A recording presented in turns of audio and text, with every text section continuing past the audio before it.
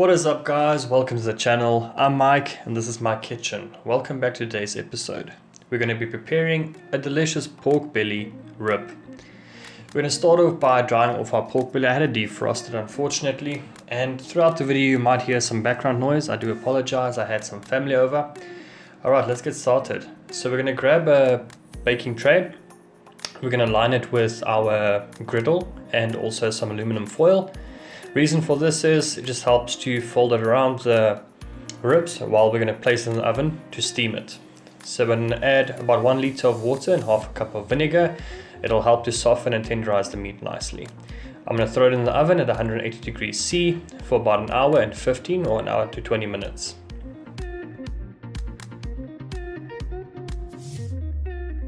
With that completed, there you can see our deliciously ugly looking pork belly. It is going to look a lot better later. The meat is nice and soft, it's pulled back from the bones. You could have gone ahead and removed some of the extra fat, but I do not see the need to. We're going to start off with our rub. We're going to add about 2 tablespoons of paprika. A nice smoky paprika will give a nice barbecue flavor to it. Some garlic powder.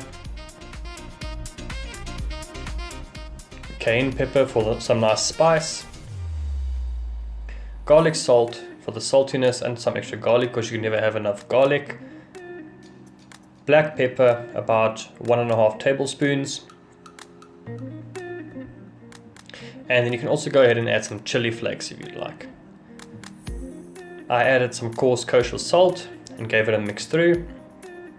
It'll give you a nice rustic rub. The coarse salt will help to dehydrate the meat as well. Now we're just going to go ahead, place our meat on the table. I let it cool down for a little bit to allow the meat to relax, and just going to go ahead and generously apply our rub that we prepared. We're going to flip it over and do the same for the other side.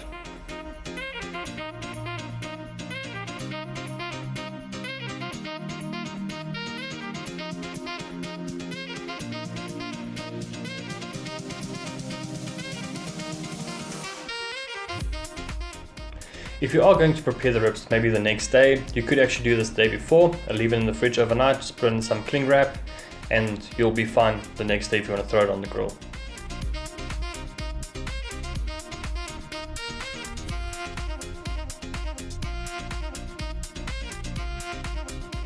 Okay, with our leftover rub, I'm just going to go ahead and take that with the leftovers, some sauce that dripped into the dripping tray and the remaining spices and stuff. Just going to add it to that dry rub, because we are going to be making the basting now. For the basting, it's basically going to be the same ingredients as the rub, just with some avocado oil and olive oil and brown sugar to give it that nice sweet sticky flavor.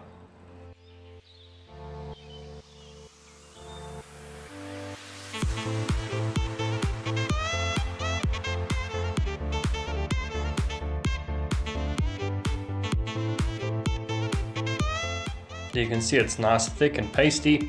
Just going to go ahead, add some olive oil. And I did pop it in the microwave for about 20 seconds just to melt the sugar down. We're also going to go ahead and add some garlic. You want the basting to be nice, thick and have a syrupy consistency.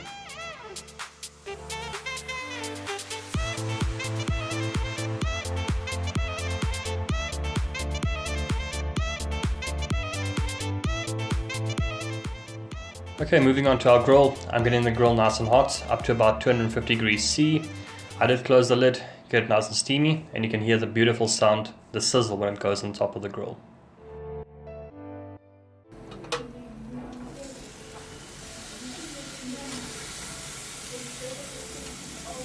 I'm going to leave it now for about 10 minutes and then just flip it over.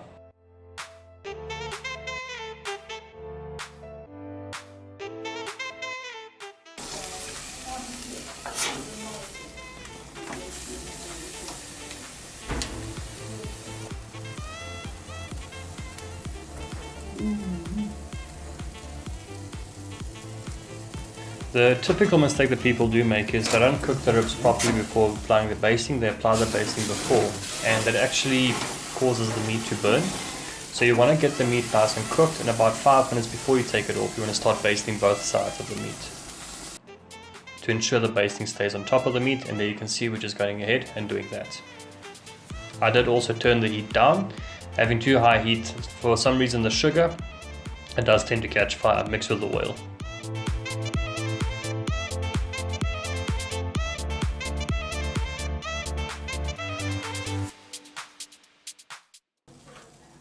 And now you're going to see the beautiful fireworks.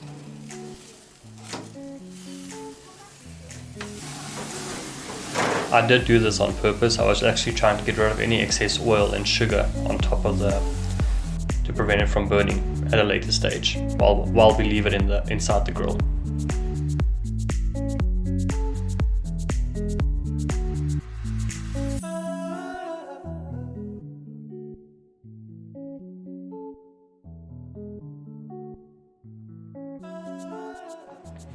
Okay, and there we go. We can see our beautiful prepared pork belly ribs. You could apply some more basting to it, but now you can see because we scored it earlier, we can just use those lines as guidelines and cut ourselves some nice chunks of this delicious ribs.